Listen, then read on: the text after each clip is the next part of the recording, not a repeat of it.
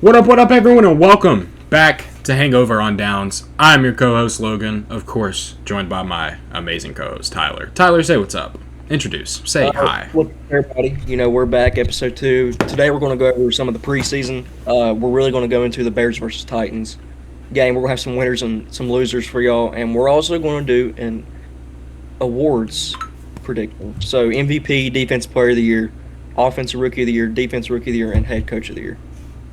So, buckle in. First, let's hop into some preseason action. Of course, preseason week 1 happened. Some big overreactions, obviously, coming out of the league. Actually, before we hop into that, have you seen about Brock Purdy and Deshaun Watson in training camp? I texted you this earlier. I know they haven't been good.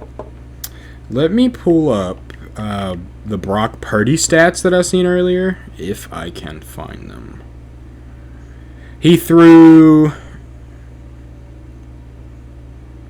I have no clue if this is accurate or not.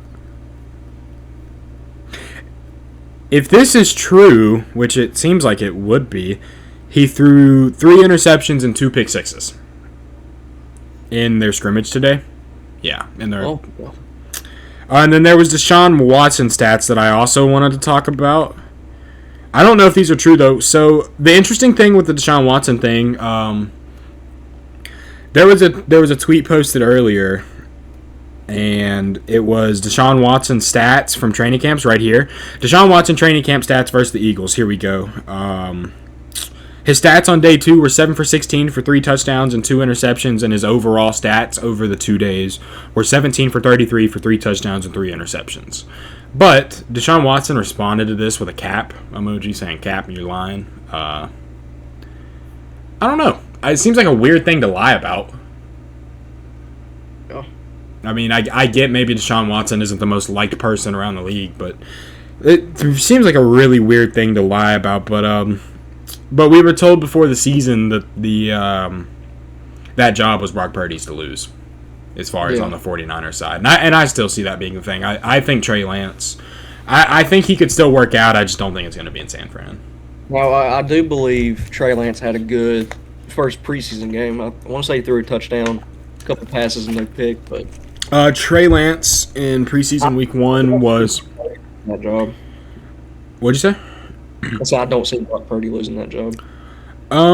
Trey Lance in week 1 of preseason was 10 for 15 for 112 yards and a touchdown, as well as he only rushed for 2 yards, but not too shabby. But they did get absolutely fucking destroyed by the Raiders, which is kind of funny. Yeah, Aiden O'Connell is going to be the best. Dude, I was about to say, am I looking at an Aiden O'Connell masterclass right now? Yeah. Bro, that is beautiful to see. Yeah. I can't even lie. Hey, how's our boy Jake Hayner doing? I think he was like 10 for 17, 117 yards, a touchdown and a pick. Hey, we'll hop into everything. Obviously, we got a lot to talk. But I do want to say though, Derek Carr had an amazing first drive. 6 for 8, 70 yards and a touchdown. Yep. Ooh, is this an A.T. Perry masterclass too? Really? 6 receptions, 70 yards, and a touchdown. I really did like A.T. Perry coming up. I was a big A.T. Perry guy. I liked him a lot at Wake Forest. All right, but anyway, let's talk about Bears and Titans first. We can do. Do you want to talk about? You want to do some winners and losers, or are you trying to just break it down? What's you feeling? I say we break it down and give our winners and losers on the way. So I'll let you go first. Actually, I'll let you go first. Okay, so I'm going to start off with what I thought the Bears did best, and that was our second half defense. And this will also lead to one of my winners being Travis Gibson. I want to say 5 combined tackles, a sack. I know he busted up run, but 3 overall pressures on the quarterback. He was someone coming in to this game where he was listed 4th on the depth chart. He was. He may have not made the roster. Who knows? But he came in. He was everywhere. He was dominant. You really couldn't say much else about Travis Gibson. His rookie year, he stepped in for Khalil Mack for the injury, and he was very, very solid. I want to say he had 7 or 8 sacks that year for half the season. But last year he sucked. The Bears got no pressure, and that's just a fact. Our leading, sack leader was Jaquan Brisker at 4, and he's a safety. That's not okay. It's not. So Travis Gibson stepping up here. It's really good to see as a Bears fan because you've got DeMarcus Walker on the outside, who a solid player. I think he's more of a rotational inside and out. But you also brought in Yannick Ngakoue, who I thought was an amazing signing. This Bears defense overall really lacks defensive line, even if you drafted Javon Dexter and Zach Pickens in the second round. And this is also going to lead to one of my other winners being Zach Pickens. Had a sack, absolutely blew up. He just blew it up. I forgot who he sacked. I want to say Will Levis, but he was all over. Really getting through the blocks, and we're really solid to see for him. Javon Dexter also had a decent game. He did get injured, but he got back on the field. But you really see the explosiveness from him. Javon Dexter is insanely athletic for his size, and that's really one of the reasons the Bears drafted him. Such high potential for a player like Javon Dexter, who was really not used correctly at Florida. But I'm going to go to what really matters, and that's the starters. The defense was horrible. That's the bottom line. Malik Willis shoved the ball down our throats that first drive. He did what? He shoved the balls down our throats. Okay. He did, buddy. But okay. The starting defense was horrible. It was, which will also lead to one of my other winners, who was a really bright spot that game, Tyreek Stevenson. Did drop a pick six. I will say the pass was a little high, but he jumped that route perfectly. Had his hands, I want to say, on 2 or 3 other balls. He was all over the field. You love to see it. And I will give an honorable mention here to Tyrell Lewis. He was a monster. That's the bottom line. I wouldn't be surprised if it's Yannick Ngakoue and Terrell Lewis starting on the edges and have DeMarcus Walker be that rotation player. Is it Yannick or Yannick? I've always said Yannick. I'm not going to lie. What's Yannick? Anyway, beyond the point. Just interesting thought. And I want to talk about Justin Fields for a second, DJ Moore. What? I was jumping down screaming at the TV whenever DJ Moore housed that screen pass. And yeah, Justin Fields' stats were a little inflated, but why is it his fault that DJ Moore took a screen to the house and so did Khalil Herbert? That's not his fault. You want to say Fields had a good game, but I'm not going to say exceptional because he just really didn't play much, and that's the truth. He had 3 completed passes. One of them was a rollout to Kyrie Blasingame, former Titan, for 10 yards. Titans legend, by the way, Kyrie Blasingame. The other one was a screen pass to DJ Moore that he housed, and then he hit Khalil Herbert when he rolled out, and he took it to the house. So, it's hard to evaluate him from that, but he did nothing wrong. It's that simple. People were shitting on him. At first, when you texted me and said that people were shitting on him, I'll be honest, I hadn't seen it. People are, and why is it his fault? I went and looked at it. But my thought process is, he's trusting his skill players and he's making plays. He did his job. He got the ball out of his hands and let his playmakers work. Even if he had a lot of area. I don't really see anything wrong with that. People are talking about, he didn't have air yards. Who cares? Okay. Who cares? Why is it his fault? But the only reason that argument would be used in the first place is because he's a young, controversial quarterback. Because you take air yards, away from, or yards after catch, right? That's the term I'm looking for. You take yards after catch away from any quarterback, and their numbers go down. So exactly. that's a really pointless argument, in my opinion. That's a pointless ass argument. And I do want to say this: the Colts and the Bears had a scrimmage. You can fact check me on this because I know it's right. Justin Fields absolutely launched some balls up to DJ Moore. DJ Moore even had a one-handed snag that he had. So people can say he can't throw. I call bullshit. But I will hop in some of my losers, and you're about to hear a rant about Velus Jones. Absolutely, he's a joke of a player. It's the bottom line. You drafted him in the 3rd round from Tennessee to be this gadget player and elite return man. He can't catch the fucking ball. He muffed 3 punts last year, costing us 2 games, and I'm not going to say we was going to win if he caught them, but damn, we had a chance.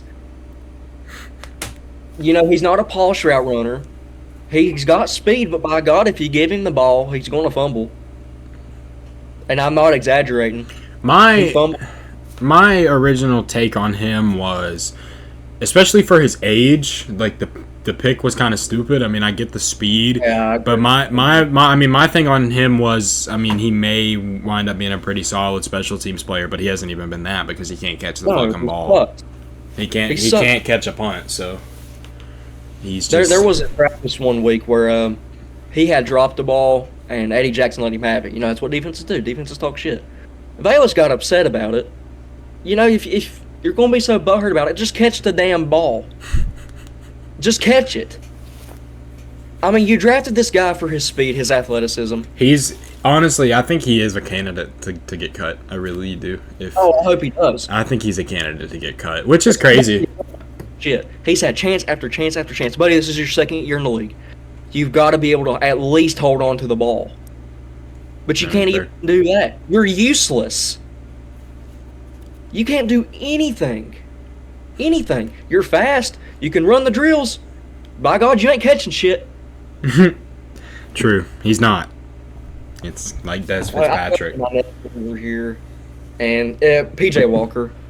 Back at quarterback, I'm not going to try to stress too much over this one. But, all of spring training, you've heard nothing but negative about PJ Walker. And his stats on the game were 4 for 8 for 19 yards and an interception, and the interception was The god interception awful. was horrible. The interception was past god awful. And I really hope it was a miscommunication. Equinamus was running, I believe, a corner route, and he just completely overthrew it right to the safety. I mean, right in his hands, like 5 yards over Equinamus. Trey Avery, baby. PJ Walker in Carolina, he had his moments. I'm not saying he was good, but when we signed him, I'm like, okay, this is a decent backup. He started some games. He's also got that connection with DJ Moore from Carolina. I hope he can pick it up. I really did like the signing for a backup.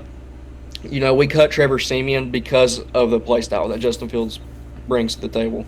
Mobile, can roll out, has got an arm. I'm not saying PJ Walker's got an arm, but he's definitely mobile. He can move. He's not the same style as Fields, but you can call those same plays with Fields that you can with PJ Walker. Mm-hmm.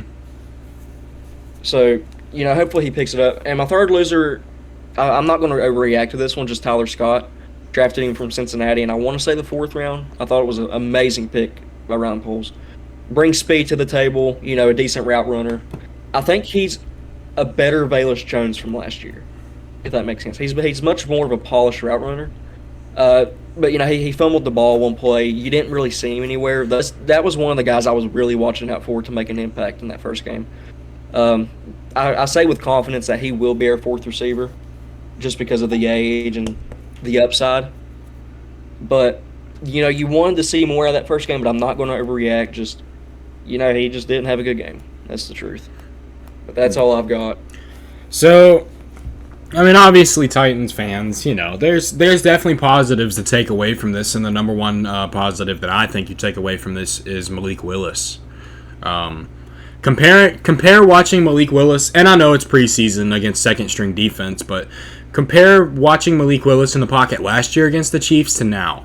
Malik Willis is 20 times more confident than he was. Even if he's not a better player, confidence goes a long way. And it showed. 16 for 25 for almost 200 yards. Did throw a pick. You can debate the pick. A lot of people were shitting on him on Twitter for it. You guys got to realize something. Josh Wiley is 6'7", so yeah. They went through it. And also Tennessee's offensive line. That is also something I want to talk about. It still needs work, man. They're young. We're trying to draft guys to fill in, and Skoronski is listed at guard on our unofficial depth chart. Kind of interesting to me. I'm not going to question it. If they feel that that's where he needs to develop, let it happen. Because, I mean, Malik Willis, who primarily ran with the starters, was sacked 4 times. And then Will Levis was also sacked 4 times. And that you can't have 8 sacks. No. Yeah, and although I'm a Bears fan, we don't exactly have an elite pass rush. Exactly. You can't have you can't allow the Bears to have a sacks on you. Yeah, It's I would be less concerned if it was like 4 sacks for Will Levis and then like 1 for Malik Willis, because Will Levis was running with the second string. But it's the fact that they both got sacked 4 times. That can't happen. Yeah, and Yannick didn't play. We had a bunch of backups in. I do want to highlight Racey McMath a little bit. Racey McMath's going into year number 2 or 3, I believe, and he's been a roster spot competitor, and he's making plays, and he made some plays in preseason, had 3 receptions for 53 yards, and apparently he's been tearing up training camps. I definitely think he's solidified as probably wide receiver 4, I would think. Just a good day for him. And then Tajay Spears, another guy that was kind of shit on, injuries, whatever. Had 6 carries for 32 yards. Obviously, no running back's going to get, an absurd amount of carries in preseason, but he was he was good for the 6 carries he was given. I will say this: he was really good on the kick returns as well. He was, and I was going to say he that's another thing I was going to highlight. He looks explosive. He's moving well. He looks healthy, and I think that's just a plus for him and a plus for Tennessee as well. And then the other highlight that I do want to talk about, I kind of already talked about Malik Willis. I don't want to go too in depth about Will Levis's performance, just because rookie QB first game. I try not to overreact to that stuff, and there definitely was promise. Stood tall in the pocket, looked confident, made a couple very nice third down completions, and ran hard too. I will say this, and I know you already mentioned it, but Will Levis and Malik Willis really had elite pocket presence that game. There was one play by Will Levis where he stepped up in the pocket when it was collapsing and ran for 8 yards. It's 8 yards, but it also could have been 2nd and 15. So another negative. Well, I will talk about Elijah Molden as well. Elijah Molden was everywhere, made a couple big third down stops out of pass deflection in there. Elijah Molden is going into year 3 now. Year 3 out of Washington. Was drafted to Tennessee with the thought of, coming in and being an immediate nickel corner. And, injuries and just didn't really develop well in training camps. Hasn't been the most available the last couple years. And when he has been available, he's kind of rotated between nickel corner and, safety hybrid. And it's just, it's kind of like one of those situations where we know he's talented and we know he's good, but where the fuck do we play him, right? Played him primarily at safety against you guys, and he tore it up. And it looks like he's finally starting to excel in that safety role a little bit. And I think you kind of just keep moving him back and forth, and that's where he's been doing good, is moving back and forth as of recently. So it's definitely nice to see Elijah Molden just, start to break out into the good hybrid player that we know he can be. I was really big on him coming out, too. I love Elijah Molden. I still do. And I think that preseason game is a good step in the right direction of what's to come in the season for Elijah Molden, especially if they keep playing him at kind of like the hybrid safety role, because he's a bigger guy too. It's not like Elijah Molden's small. I mean, I like it. Now, I'll say this, I believe we've already elaborated on it, but this is just preseason. Last year, Jamar Chase, or the year before, I honestly can't remember what it was. On the brain fart, but people were shitting on him for not catching the ball. Well, now he's a top 3 receiver in the league. So yeah, I see good things from these players, but you've also got to remember it is preseason. I do, and I'll talk about, just our first half defense in general. Our defense in general really wasn't amazing. I think we got 2 sacks the whole day. I'm not sure how many pressures we got, but it just wasn't amazing. We had a really close pocket, it felt like, the whole game. Just not a lot going on, man. And out of guys like Rashad Weaver, you want to see big jumps out of them. Going into year 2, year 3, Weaver's a guy that I've been big on for a while now. He tore it preseason last year. And then I thought when Harold Landry went down, he would kind of slide in, but he didn't. They just thought he wasn't ready yet. Not much from him yesterday. And Josh Wiley as well is probably a cut candidate. I would say Josh Wiley, 2 drops. One of them was an interception as well. Just not a good day for Josh Wiley, man. Not a good day. I will say, for future video idea, I don't mean to interrupt you, but more than likely we will be predicting the Bears and Titans 53-man roster. Honestly, that could probably be happening within the next couple episodes, actually. Yeah, probably. I would say probably after the second preseason game, we'll probably come out with that. Maybe not next week, but the week after, I would think. But I mean, it's just, I think the main thing with Tennessee that I want to see change in is play calling. You know, the weapons are there, and also actually since this happened, Treylon Burks is hurt. They're saying he's going to be out for 2 to 6 weeks. So thank God nothing. Yeah. So thank God nothing major. Really, nothing major.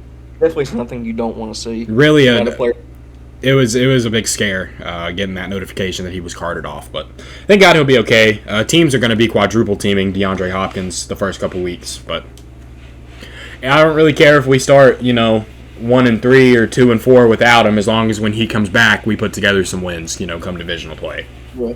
I think that's what it's about. So Titans fans, with him being out the first couple weeks, I will say this, Titans fans, if you start like 1-3, 2-4, don't overreact. We did the same. We did the same thing. Of course, last year we ended up not making the playoffs, but we started bad last season too and went on like a 4 or 5 game win streak and then lost out. But my point is, Titans fans, don't overreact. If we start 1-3, 2-4, don't overreact. Now, I do want to put this out. Prayers up for Alex Collins' family. Sadly, he passed away. That is horrible. I seen that. Very, very tragic situation. Did they reveal what happened? If they have, I haven't seen it. Well, we won't make it public. I mean, that's not our thing to make public. But it's just a really tragic situation overall.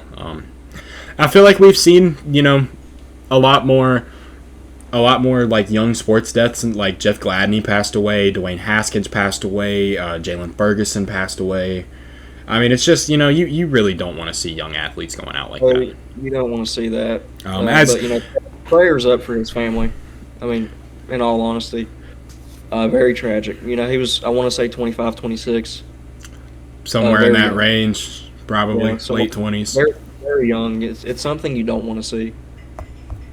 I hate seeing like young athletes and shit go out like that, man. It's really sad.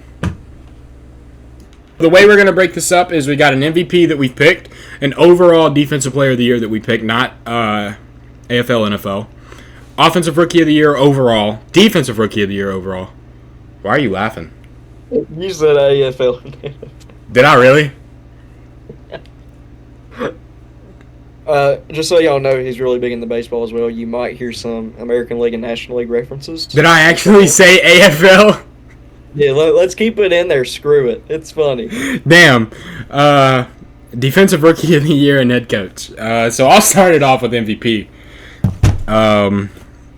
According to my logic, my MVP of the National League. No. My overall MVP is Jalen Hurts. He's finished second place this past year, and I mean, if we're being realistic, Patrick Mahomes is probably going to win it again. But, I mean, if we're not going to pick Patrick Mahomes, I think the Eagles are going to repeat their exact same success last year. I don't think they're going to have a Super Bowl hangover. Well, they didn't win the Super Bowl, but a Super Bowl trip hangover. I don't think they're going to have one. And I think they're going to be right where they were last year. Yeah, and I mean, I know they've lost a lot of key pieces on defense, but, you also drafted Jalen Carter. You also draft Georgia's entire defense, so, I mean. Yeah, Nolan Smith. The offense is so elite. So elite. A.J. Brown, Dallas Goedert, probably the best offensive line in the league. Devontae Smith. I don't even think it's probably. It is. Yeah, I think it is the best. I mean, Lane Johnson, Landon Dickerson, Jason Kelsey, Mailata. I mean, holy crap. It's a good thing. I think Jalen Hurts, honestly, I think he gets even better this year. Like, I think Jalen Hurts puts up even better numbers than he did last year. Will I bite my words on this? Hopefully not, but I could definitely see it. Do you got anything else? Nah, hit me with your MVP. I'm going to go with Joe Burrow. Now, Joe Shiesty. I don't get the pick at all. I just feel like Joe Burrow lights it up this year. I mean, that's the bottom line. A healthy Jamar Chase for a whole year, hopefully. You still got T. Higgins. You've got Tyler Boyd. You've got a decent defense. I can't remember who they signed for tight end. I know they signed somebody, but I know it's a vet. Usually the tight ends in Cincinnati, really, it's a safety blanket. C.J. Uzama did it for years. And was damn good at it, might I Was it add. Hayden? Huh? Or no, Hayden Hurst signed with Detroit. Not Detroit. They signed Irv Smith. Is who they signed. Okay, so a solid. And they young also have Drew Sample as well. Okay. So, it's not bad at all. And we already know how Joe Burrow is, in my opinion, the second best quarterback in the NFL. And, they're investing in the offensive line. But, even when they don't have a good offensive line, Joe Burrow still dominates. It's Joe Burrow. I feel like the easy pick here was Patrick Mahomes. But, I could really see a scenario where Jalen Hurts or even Joe Burrow wins it. Who's your defensive player of the year? I'm going to go with Micah Parsons. So, Micah Parsons was my pick, but I've got 2 picks. Go into your Micah Parsons first. It's Micah Parsons. A very versatile player, can drop back into coverage, is also a great, pass rusher. He can do it all. And, I didn't believe he could coming out. I thought he was either going to be one or the other. He surprised me. I didn't think he was going to be a bad player. I just didn't think he would be who he is now, and that's debatably. My biggest thing was with Micah Parsons was where the fuck do you play him? And then he just plays everything. Yeah, it's kind of like an Isaiah Simmons. He is what Micah Parsons has became. This okay. Here's my take for the podcast. You feel me? Micah Parsons has became what I thought Isaiah Simmons would be. Yeah, I agree. I still am big on Isaiah Simmons. I think Arizona just misuses him. Obviously, different position, strong safety linebacker. Health has been a concern for Isaiah Simmons too. He hasn't been the most healthy. I still think Isaiah Simmons can be a dominant player in this league, but Micah Parsons has proved it. He's debatably the best overall defensive player in the league, and I just feel like it's his year. He was, I believe, second in votes last year, and Nick Bosa topping him. But I really feel like it's his year. He's on a decent Dallas defense. A good offense. I did predict they will take a step back this year. Nothing against them. I just feel like, you see good teams have bad seasons every now and then. And, in that conference, it's something I can really see. But I just feel like it's Micah's year. I really do. So mine was also Micah Parsons, but I did put down another one just because I kind of thought you would put Micah Parsons. Jeffrey Simmons. I'm not going to argue it because I love the player. Listen, Big Jeff, we know what the fuck Big Jeff is. I mean, come on. And I think that we see Big Jeff break out this year, man. Like, really, really break out. I think 13, 14 sacks for Big Jeff. All over the run, like he has been since he came out of college. Because really, he's developed as a pass rusher. He did not come out of college as a pass rusher. I want people to remember that. Jeffrey Simmons came out of college as a run defender. And then when he was drafted late by the Titans, we drafted him late first round because of injury. He fell a little bit due to injury, but everyone knew what Jeffrey Simmons could be. But we drafted him as a run defender, and what that man has become in the pass rush is elite. I love Big Jeff. I love him. I'm a big Jeffrey Simmons guy. I do not go in there. Maybe there's some notable names. Obviously, Myles Garrett, but my biggest thing with Big Jeff that I think would knock him out of at least top 3 contention is health. And Titans' success this year. If Titans win 10 games and Jeffrey Simmons has a monster year, it's hard to not consider him. If he plays because I hope we get a full healthy season out of Jeff this year. He's such a dominant player. God, man, if we can get a full 17 or even 15 or 16 out of Jeff, I'll be so happy. I even think he's really overrated. You always hear the Chris Jones, the Vita Veas. I don't hear a lot of Jeffrey Simmons. I don't know. I feel like Jeffrey Simmons really isn't like. He's talked about a lot in Titan sphere, obviously, if we're talking AFC South talk, but in NFL Twitter, Jeffrey Simmons does not get brung up among best D tackles in the league. No, he does not. And I kind of felt like the same way when Roquan played for the Bears. He does now because he left them, but he's a dominant player. I always thought Roquan was a top 3 linebacker in this league, and I still do.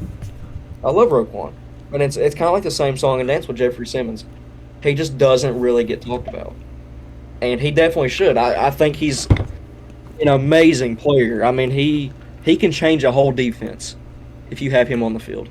And, Harold Landry coming back, I really like this Titans defense on paper. I'm also a big Christian Fulton guy. You've got Kevin Byard. Christian Fulton did not do what we thought he would last year, man. It was. No, but I still think he's a good player. Maybe not a corner one, but he is a good player. And I want to say Roger McCreary.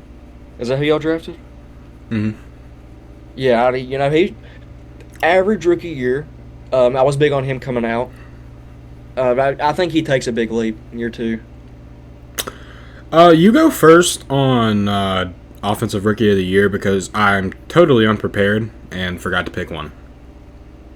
It feels like the easy pick here would be one of the quarterbacks. Anthony Richardson starting day one. Now, I definitely don't think... Anthony Richardson, this is going to age great. Mark my words, Anthony Richardson has a shit rookie year. I do agree. I actually do. Anthony Richardson is a project. Very athletic. He had a 57% completion percentage at Florida. I think he needs to develop his game as a passer. Bryce Young there, I think he'll have a decent rookie year. C.J. Stroud, I think, will also have a decent rookie year. I'm now prepared. My pick is Bijan. Fuck you. Now, is that your pick? Fuck you. Yeah, but keep going. So, I'm, the whole thing on Twitter and then the NFL right now is not paying running backs, and I am for it. Running backs are getting shit on right now. It is actually. The running back hate right now is crazy. It is crazy. I do understand where the hate's coming from. Yeah, you don't see running backs really be what they are past their rookie deal. And if they do, they're awesome. I'm a fan of paying running backs if they're Derrick Henry or Christian McCaffrey generational. Yeah. Or Nick Chubb, even Nick Chubb. Even Nick Chubb. I'm just talking a generational talent running back. But it is a fact that running backs more than other positions. I think Bijan will be an exceptional player. I do. He is a running back. I will say that, and I'm not going to shit on the running back position. It's just they don't last like other positions. That's the truth. You don't want to hand a guy, 4 years. That's why I don't think the Bijan pick makes sense for their timeline. See, and Bijan might be the best overall player in this class. It's true. Even if he is a running back, he was so good. I think it's either him or Will Anderson. Yeah, I would probably even lean Bijan a little bit. Yeah, I think I would agree with that, but there is no weakness to his game, none. And in a Falcons offense where it's Kyle Pitts, Drake London, and you got Bijan, I feel like Bijan's going to get a lot of targets and a lot of carries, and I feel like he's going to have an amazing rookie year. This could be a really fun Falcons offense. Like even if they're not good, they could be fun to watch. And I know with Desmond Ridder, I'm not a big Desmond Ridder guy, but Desmond Ridder can be a good player in this league. He's mobile. He has an arm at not exactly the best accuracy, which is really the big issue with him. He's got good size. He can be a decent player in an offense that Atlanta has that has a decent offensive line as well, re-signing Caleb McGarry and Chris Lindstrom, who Chris Lindstrom is becoming one of the best guards in the league, and it's not really being talked about. Chris Lindstrom has very quietly became a top, what would you say, top 5. Top 5 guard in this league? 5. Left guard, I can't think of off the top of my head. Center, Gaines, I want to say. Jonathan Gaines, maybe? I will tell you. Keep talking. I got you. Left tackle, Jake Matthews. He's always just been a solid player. Nothing amazing, but he can definitely get the job done. Now, the receiving core, you've got Scotty Miller as your third option. You've got Drake London, like I mentioned. Hey, don't forget this team signed J.J. Arcega-Whiteside. There we go. J.J. Arcega-Whiteside. He will be the difference maker, damn it. They also, a little underrated signing is Mac Hollins. Mac Hollins actually did have some moments last year. Absolutely fucking torched the Titans last year. Yeah, Mac Hollins had a really solid year. You've got, from left to right, you got Jake Matthews, Matt Bergeron, Drew Dalman, Chris Lindstrom, and Caleb McGarry. So is Gaines one of the backups? Gaines is... I don't even see anybody named Gaines, brother. What position? Yeah, I remember that. Guard. Do not see him. I know he's on there. But anyways, it's a solid offensive line. Defense is not good. I will say, you signed Jesse Bates. Good sign. Maybe a little bit of an overpay, but he's a really good safety. Off topic, what kind of rookie year did Jalen Mayfield have? Not good. He's Horrible. he's listed as their starting or their backup right tackle. I was just curious, but anyway, He was keep going, keep horrible going. last year. Defense sucks though. You've got Grady Jarrett. Hopefully AJ Terrell can be what he was 2 years ago. He kind of had a down year last year. Mike Hughes. You brought in Jeff Okuda, who is now injured. He's had his moment, and I don't want to hate on him. I don't want to say he's a bust. I think Jeff Okuda definitely has. I don't want to say Jeff Okuda has become good, but I think he's changed the narrative from bust with attitude problems and just whatever to, I mean, promising young talent now. Like, I really do. Yeah, he had his moments in Detroit. Health has been a big issue for him. But another young player I love for them is Arnold Ebiketie. I love Arnold Ebiketie. I think he can be a really good player in this league. So I mean, you've got pieces on defense. It's not there yet at all, I will say. Offense looks very fun. It looks like a fun offense. If Desmond Ridder can even be decent. Who is QB1? Is it him or Heineke? Ritter's listed as 1 right now, but Taylor Heineke's number 2. I think there's like a battle going on. I think that offense with Heineke starting looks really fun. I can't even lie. Heineke, I see a bunch of love and hate with him. I love Heineke. I do. I love his character. I do. I love his attitude. I think he's a good locker room guy. Now, do I think he's an awesome quarterback? No. Man, he can win some games. Whenever he started against Washington in that playoff game a couple of years ago, and he fucking ran into the end zone and then turned and looked at Brady and flexed, I was like, yeah! He turned and looked his head at Brady on the side. He turned and looked at the fucking goat on the sideline and went, yeah! Oh, awesome. Bro. That is an all-time NFL moment right there. Taylor Heineke's game against, even if they lost, that is an all-time moment. Taylor Heineke's playoff game against.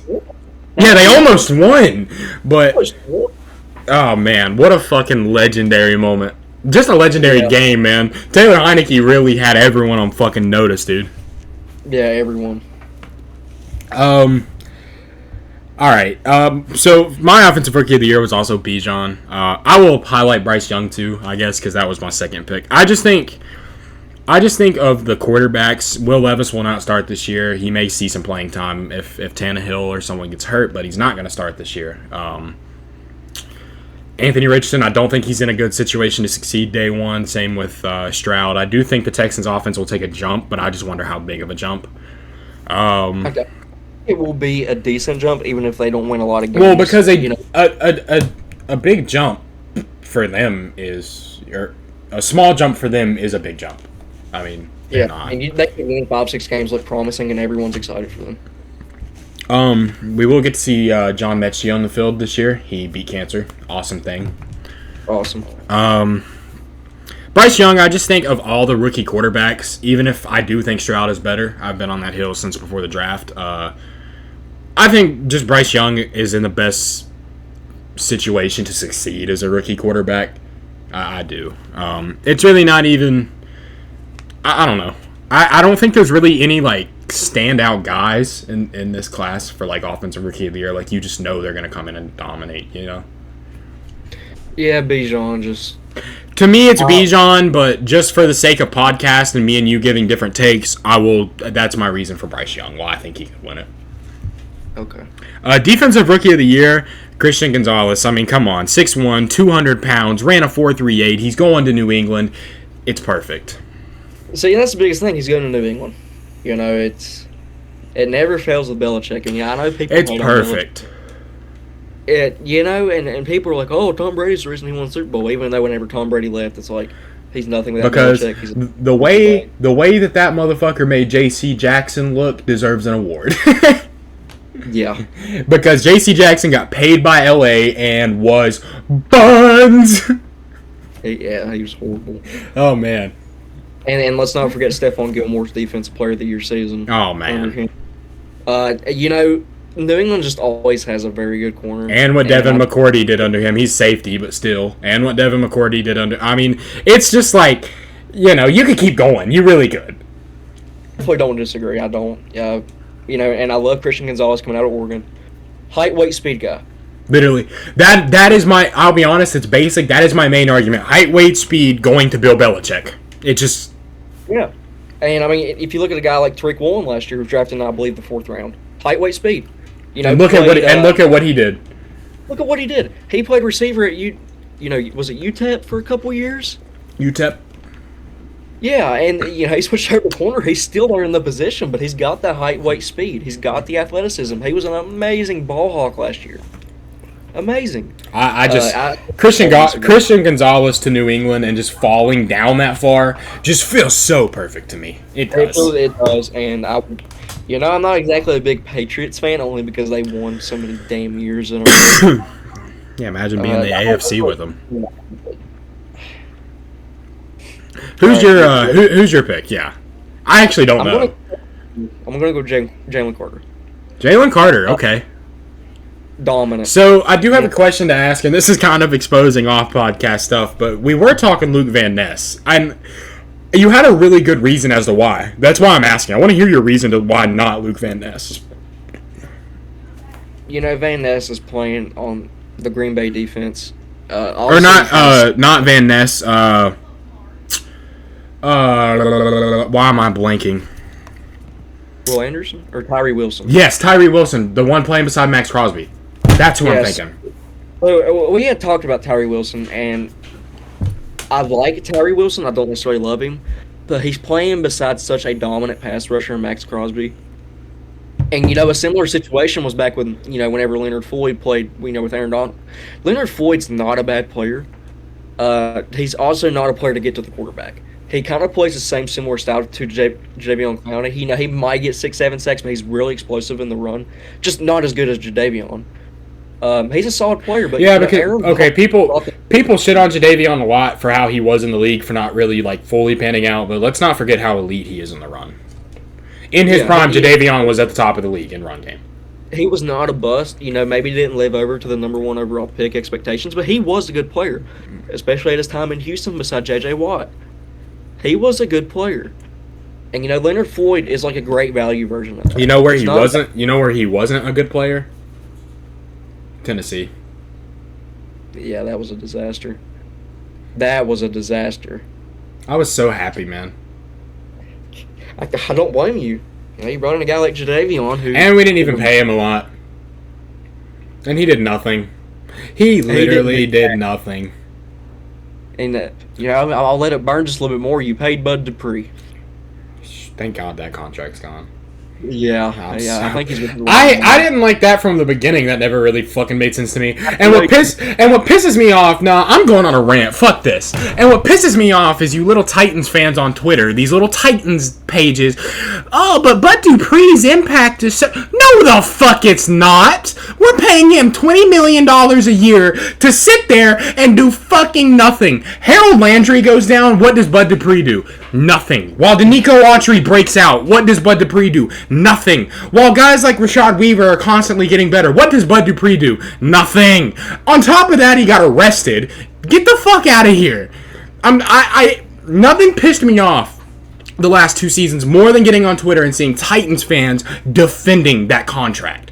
It's okay to admit John Robinson fucking sucked. It's over, guys. John Robinson had one good draft. The John Robinson era is over. It's okay to admit John Robinson fucking sucked. It's fine to admit it, guys. Anyway. But Tyree Wilson, I'll get back to it. He's playing beside Max Crosby. He's very athletic, a freak athletic monster, should I say. We kind of talked about, how he would produce playing alongside such an elite player like Max Crosby, who I believe is also very underrated. Very underrated, I believe. That was really just the main conversation. I think Max Crosby is underrated because everyone looks at sacks. That's it. That's it. Why. But they don't look at the fact that he leads the league in pressures by literally how many? How much did he lead the league in pressures by? It was fucking ridiculous. A ton. But I essentially picked Jalen Carter because he's playing on such. I will say the defense lost a lot of pieces, but they're still very good. They are. You've got, Brandon Graham, who's still a solid player, even though he's older. You've got Fletcher Cox. You've got Jordan Davis. It's a good defense, and you still got Darius Slay, James Bradbury, who was an All-Pro, I believe, last season. You know, I Darius believe. Slay has lasted a lot longer than I thought he would, and like it's actually kind of nice Yeah, to see. yeah, I like Darius Slay, even whenever he's in Detroit. We played him twice a year. It sucked, but I really I, respected him. I really thought whenever Philly traded for him, I was like, God, dude, I don't think he's like really that guy Yeah, anymore. we kind of And had the then expectation. and then he has been that guy. Yeah. But I really just picked Jalen Carter because I think he's a freak monster. Just go watch the film. I'm not going to talk about his legal stuff. I Right. believe he was, not guilty. So, and he is going to play. I just think he produces on such a good defense. I mean, he's an amazing player, I debatably think the best. he adds. I mean, he adds more fuel to an already amazing. I'm not comparing him to Aaron Donald, but he has a similar play style to Aaron Donald. He can get to the quarterback. He can, you know, stuff the run. He can do everything. Don't When I was forget. watching, Oh, sorry. Keep going. oh, you're fine. Whenever I was watching his film, it was hard to pick out a weakness. He was really looking for a weakness, and that's the truth. He's a dominant player. Did his legal issues happen before or after the draft? I can't remember.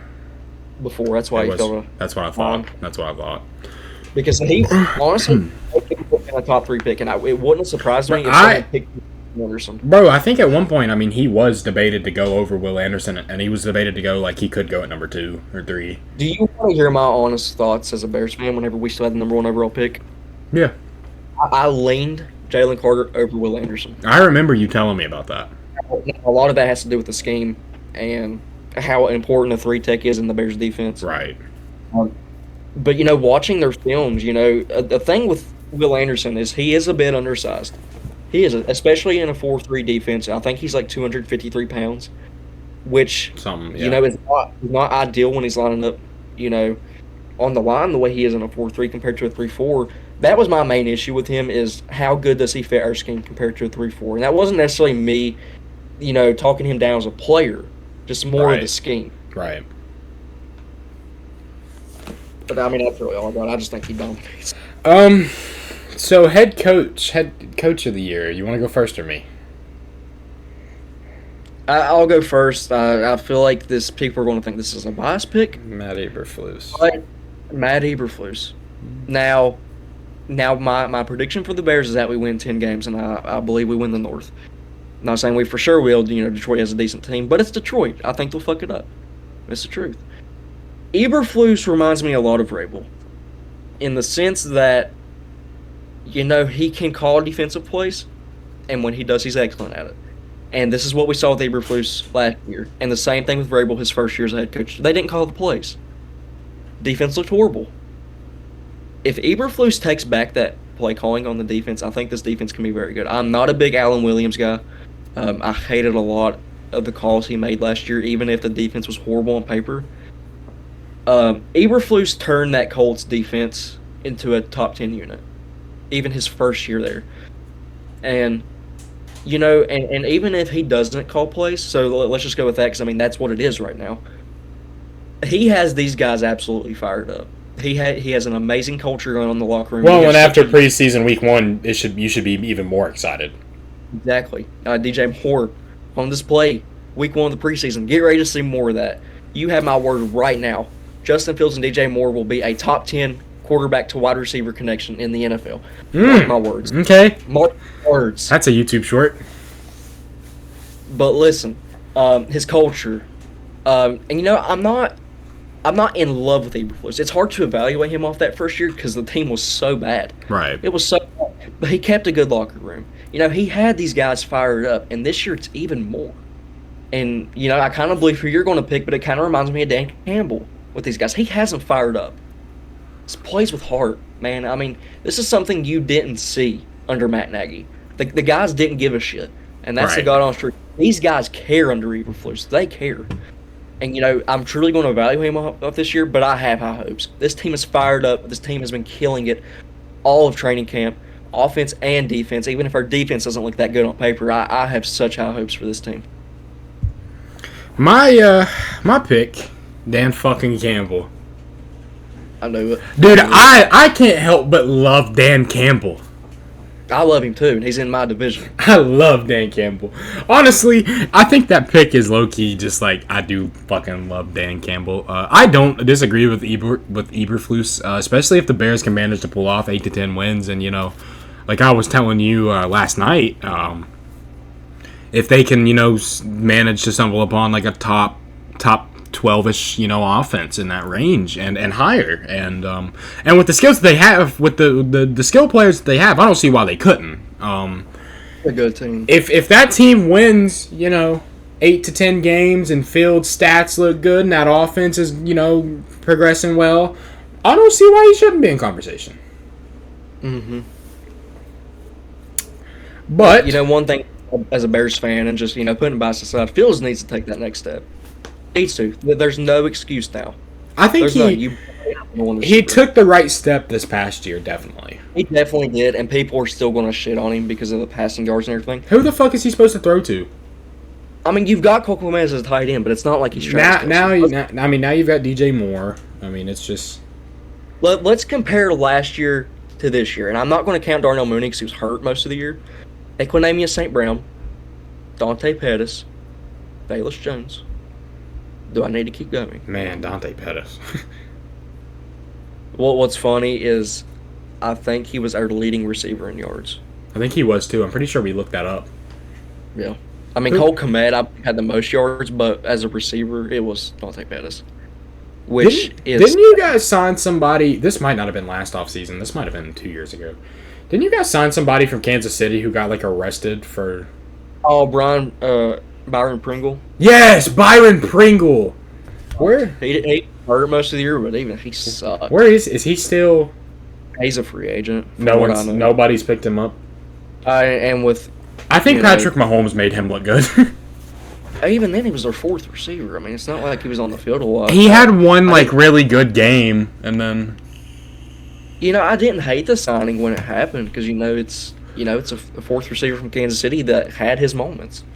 And on an offense that had nothing, hell, we would take anything. What did he get arrested for? Wasn't like his kid and like on the interstate with his kid? Yeah, I was just saying his kid was in the car while how fucking dumb. Now I could be wrong about the interstate, but he was doing donuts on a road somewhere with. That doesn't make it. That's how fucking dumb do you have to be? Yeah, it definitely doesn't make it right, but I mean, still. That's an idiotic thing to do, man. That's really stupid. But with that being said, I feel like it's a pretty solid place to wrap up. What do you think? Yeah, I will say one thing. We tried to record this Tuesday. It's just we'll address that real quick. Sorry for the late podcast this week. We had some massive technical difficulties this week. Yeah, well, we recorded, I want to say, like 20, 30 minutes, and the audio was horrible. Well, and I am also in the process of, or kind of have been in the process of moving, kind of. And, it's just been moving stuff over. And I didn't have a desk for a while, and I still don't. So I had to come up with a little makeshift setup until I can get my desk back. But we move. We've got it all set up now, so we move. Videos will be recorded on Tuesdays, put out on Wednesdays. This will be late. As when you guys are seeing this, it should be Friday the 18th. When you guys are seeing this, that will not be a consistent thing. We will resume back to Wednesday's next podcast upload. So expect a new podcast Wednesday. Yeah. With that being said, I think that's a solid place to end. What do you think? I agree. Salutin', deuces, be good people of the internet.